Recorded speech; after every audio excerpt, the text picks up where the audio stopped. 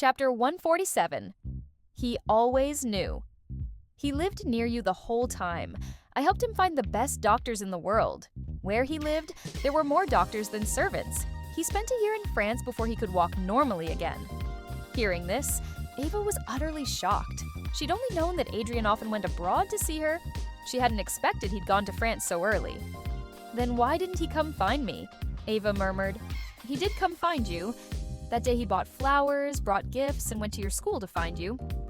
But," Dr. Foster hesitated. Even without him saying the rest, Ava could guess. A year after breaking up with Adrian, she'd had a boyfriend, Owen. She and Owen had been dating for about a month at the time. Though Owen was working then, he often came to pick her up from school. If she was practicing dance, he'd wait for her. In short, he was very clingy. In her friend's words, wherever Ava appeared, Owen was there too. If Adrian had gone to her school to find her, he must have seen her with Owen. And then he went back to the country?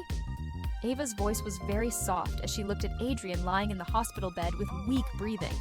Even if Adrian had appeared before her that time, she wouldn't necessarily have broken up with Owen to get back together with him. At 18 or 19, she hadn't been that bold. She hadn't dared gamble that big. If you have time, you could fly to France. The password to his place there is your birthday. Perhaps you'll change your mind a bit. Adrian is the type who does rather than talks, but his feelings for you have never changed.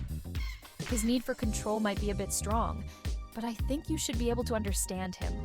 His parents are even worse than yours. He has no sense of security. His way of expressing love might have some small issues, but if you don't like it, you can tell him directly. He's not that difficult to talk to. Of course, that last part only applied to Ava. With him, Adrian was very difficult to talk to, and he'd worried about Adrian dying alone. Maybe he was a reincarnated angel? He's always known that you didn't save him. This was something Adrian had told him on the plane to France after Ava left, when Adrian had him find doctors. Adrian said he'd first noticed Ava because he felt they were similar, both unloved by their parents. Later, he'd been attracted to Ava because her determined way of living was beautiful.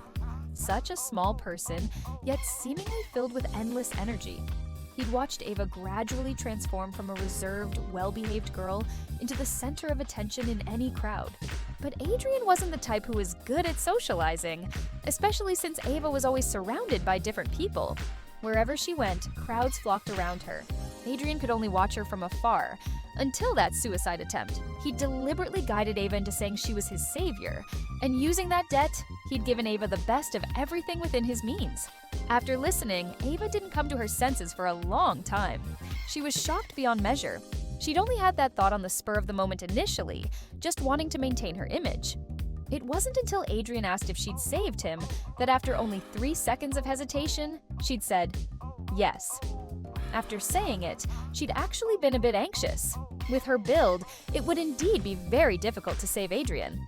Surprisingly, Adrian had believed her. She'd always thought Adrian's brain had been a bit addled from choking on water. She hadn't expected that she was the prey all along. On the first day Ava woke up, visitors came in an endless stream.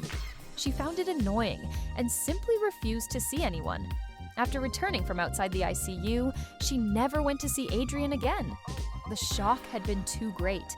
For the moment, she didn't know how to face Adrian. "Mom, I want some water."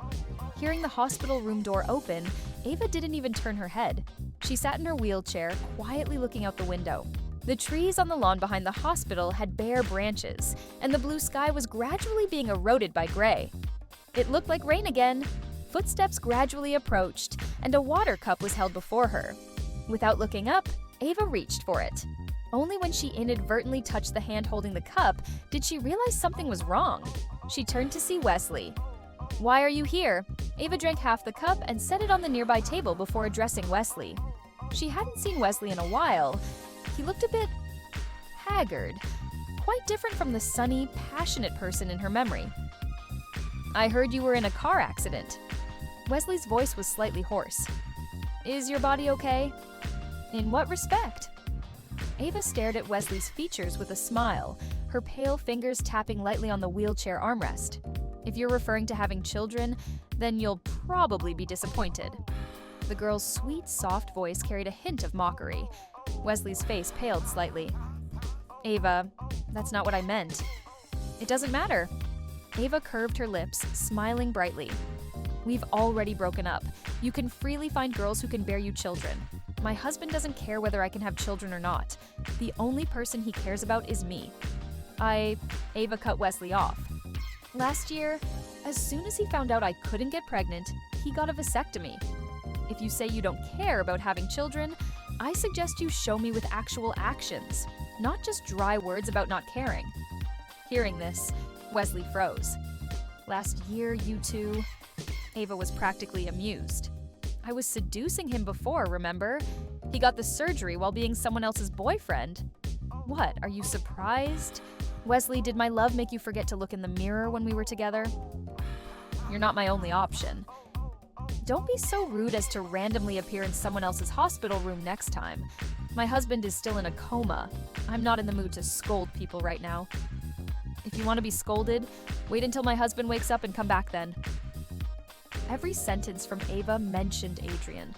Her words were like blades, stabbing fiercely into Wesley's heart. The pain made it hard to breathe. He fled the room in panic. Outside, he saw Stella. Don't go in. She probably doesn't want to see you. Stella pouted. She actually quite liked Ava. She hadn't expected things to turn out this way between her and her brother. She's not seriously hurt, is she? Stella asked with concern. She should be fine. Wesley, do you think Mom and Dad could accept adoption? Stella turned her head, asking tentatively. She'd heard the probability of Adrian waking up was very small. Her brother and Ava weren't completely without a chance. It's useless. Bitterness touched Wesley's lips. After hearing from Ava that Adrian had the surgery before even being with her, he understood he and Ava could never be together. He couldn't be as resolute as Adrian. Just like Nathan had said, he still loved Ava now and felt he could barely accept it. But as time passed, no one could guarantee this love would remain unchanged. Then, children would become the biggest issue between him and Ava. Perhaps now was already the best ending for them.